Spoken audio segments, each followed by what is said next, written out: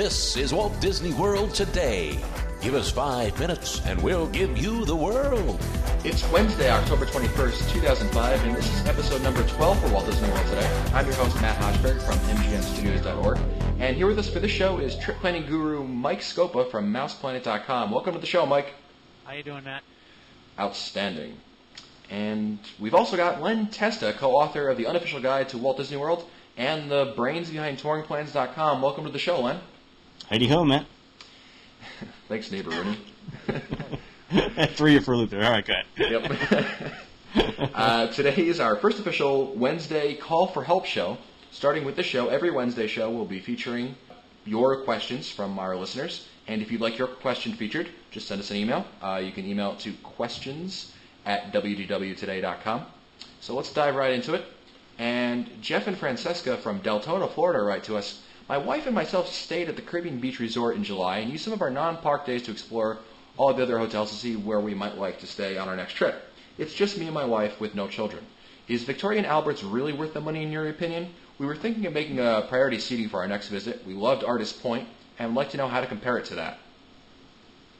Yeah, it's gonna depend on what worth it really means. The menu prices for Victoria and Albert's are considerably higher than Artist Point. And I think you're looking at, for just at a regular table, you're looking at around $95 per person without wine, or $145 with wine. And if you're sitting at the chef's table, which I think is probably what you'd want to do if you really like food at Victoria and Albert's, you're looking at $125 per person without wine and $185 per person with wine. And that's exclusive of gratuity and tax. So it could set you back $400 easy, or it will set you back $400 easily for with wine at the at Victoria and Albert's. And that's a pretty big chunk of change to commit if you're not sure. I think my advice would be to try something like Citrico's, also at the Grand Floridian restaurant, which is a little bit more moderately priced and offers you a chance to look at what upscale dining at the Grand Floridian looks like, but at a much lower price. We should also mention that Victoria and Albert's is located in the Grand Floridian Hotel. And, you were talking about the price, Len, and it reminds me a lot of what a lot of people tell me about dining in general at Walt Disney World. For instance, the sci-fi restaurant at the studios, a lot of people seem to love, and I think it's a huge waste of money because what you get is not... Eating is young. Go ahead. Yeah, I know. We don't have enough time just to dive into that, but basically, you're paying to see the movies, which, and the theming, whatever, and what you're paying isn't reflective of the food that you get, in my opinion, at least. But anyway, I think the mentality behind that, though, is a lot of people go on vacation, they want to splurge, and if they spend a little more than they might have, anywhere else on Earth, well, that's part of the vacation. That's what makes it interesting.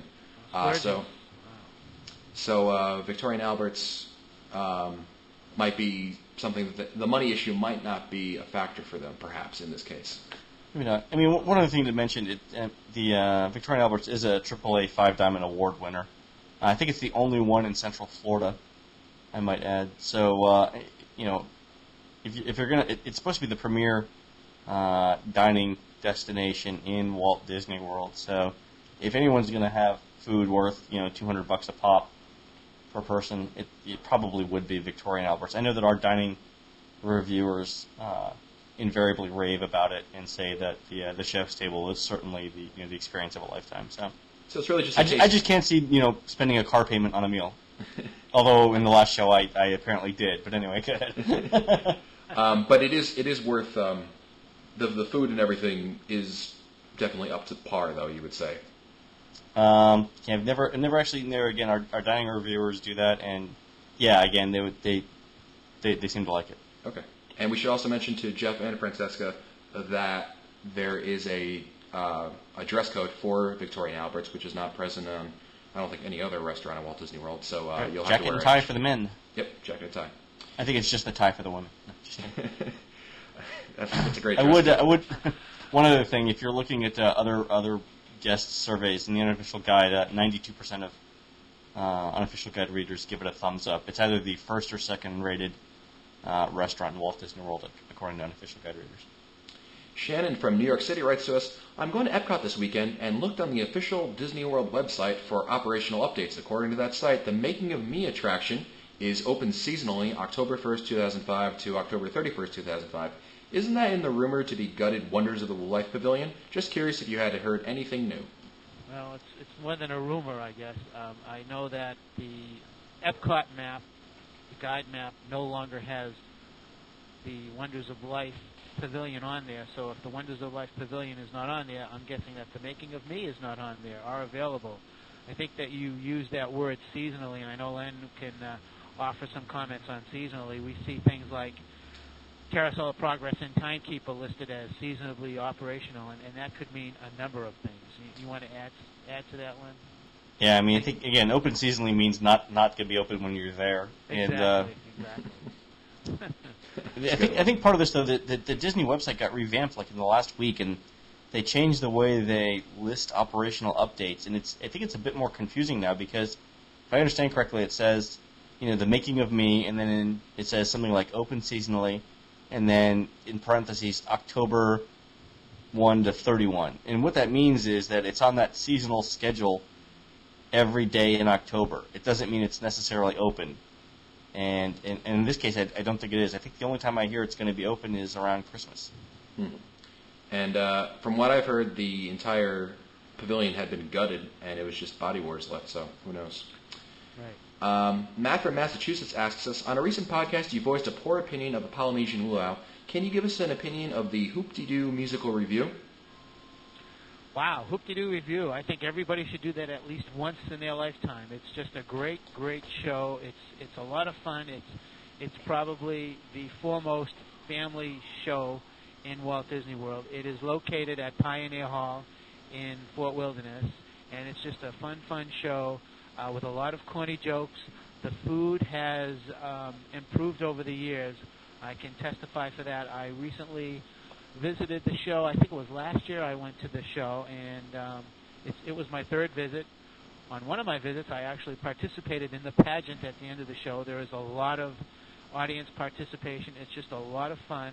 I highly recommend it, and I want to stress, though, that because it's so popular, that it's very, very important to think about scheduling, or I should say making reservations at least 6 months ahead of time.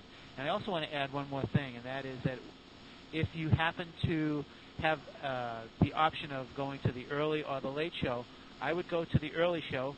That gives you time to visit the theme parks and maybe go over to the Magic Kingdom and see Wishes. So I think it's a real good take-in, especially for a family.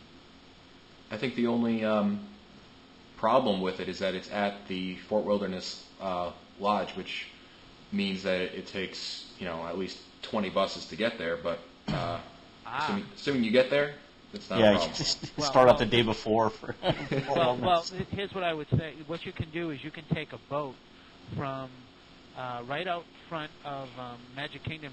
It'll take you right over to where River Country used to be, and you can walk right up to Pioneer Hall. It's only about a 10 or maybe a 10 to a 15-minute ride. Great. Well, Matt also wants to know, we're going to Walt Disney World the second week in November. The wife is planning on bringing mittens for the kids. I think she's crazy. Who's right? Let's see. I know that early November, I'm not going to touch that one with a 10-foot pole. Early November, you can see temperatures high 70s, low 80s. I know that I've been down there in December, and I've walked around in 80-degree temperature. I really don't think that it's necessary to bring mittens. I would make sure I bring some shorts, especially in November. So I guess I'll be very careful with my answer and say you don't necessarily need the mittens. Apparently, Matt has never learned has learned how to sleep comfortably in the garage by asking if his wife is crazy. But it's something that I think all married men learn their first year. But anyway. Well, what I have learned, though, is that it doesn't really matter if she's right or wrong. She's always right. Of course she's right. That being said, we'll note that the average high temperature in November in Orlando is going to be around 78 degrees. The average low is around 57. So right. I don't think it's going to get anywhere near freezing. For me, that's nice khaki weather. Sort of dressy pants.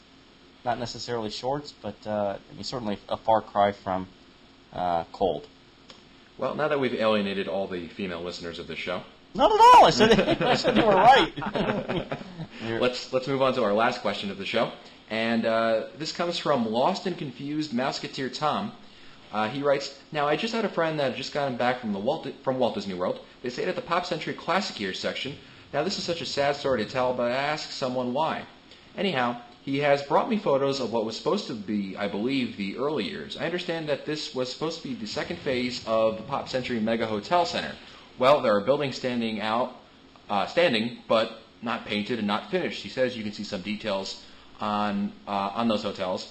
Now they are fenced in and there are weeds everywhere. He even had some photos of the weeds growing on the building itself.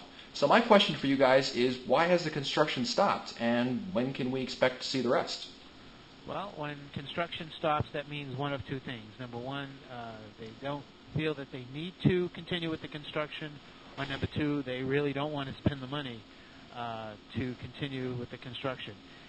He is talking about the early years, the golden years, I believe, for Pop Century, and that is the second phase of Pop Century. And last week when I was there, I was on the Generation Gap Bridge, and I was thinking, gee, I really don't want them to continue building and build the golden years, because I like my Generation Gap Bridge the way it is. But I think that, seriously, I think that what might be happening is that they feel that they may not need to continue at this point and develop the second half of Pop Century, because they do have quite a bit of rooms on the property. Would you say, Len, they got about 27,000? Yeah, they get somewhere between 25 and 30,000 rooms, and what we've heard is that Disney's already 10% over capacity in terms of hotel rooms. So at any given time, they've got 10% of their hotel rooms that they can't keep occupied. Right. And I think that's why they're not adding the other 2,800 or 2,900 rooms of Pop Century. That they can't sell what they've got, and they're waiting for the economy to pick up a little bit more, or possibly to come up with some new incentives for people to stay there until they finish the rooms. That being said, I mean the one thing I have heard is that they're considering making the second half of Pop Century family suites. So instead of what they do is take two regular Pop Century sized rooms and combine it into like a family suite, where you'd have like a living room as one room, and then bedrooms as the second room. And I think that they're doing this to possibly look at competing with like the Holiday Inn family suites or the Nickelodeon suites that opened up just on the road. I think that's actually something that Disney really lacks. We may have talked about this on a previous show, but I mean the fact that the only suites you can buy in Disney World are like $600 a night is just a travesty to me, because you can do the same thing in Manhattan for $225 a night. Why can't you do it in Orlando? So we talking there would be value suites? Yeah, value suites actually, and so they would again, it's to compete with the likes of the Nickelodeon Hotel, which is also I believe a suite, and they would take two Pop Century rooms and put a connecting door between them, or possibly make it even larger, and then have one room as like a living room, sort of dining area, and then the second room would be the bedroom. Probably looking. And I think it's a fantastic idea if they do it. Again, it's only a rumor, but clearly there's a need for some hotel in Walt Disney World where adults can sit after the kids go to bed and just watch TV and relax, without having to play the TV, in the same room that everyone else is sleeping in. Well, I have heard that they are experimenting with adding those suite rooms at the All-Star Music Resort as a test. So it may end up happening at Pop Century as well. Yeah, I've heard there's actually a test already going on at All-Star, but it's a whole other show. Well, that's it for us today. If you'd like your question featured on the show, feel free to email us. You can send your questions to questions, that's plural, at wdwtoday.com. Just include your name and where you're from so we can feature you on the show. This has been episode 12 of Walt Disney World Today. Be sure to visit the Walt Disney World Today website at www.wdwtoday.com for the show notes, as well as the ability to send us all of your comments about this podcast. And again, if you'd like to contact us, please send all your questions to questions@wdwtoday.com. As always, you can look for our new shows on Mondays, Wednesdays, and Fridays of every week. For Len Testa, Mike Scopa, and Mike Newell, I'm Matt Hochberg. We'll see you next show.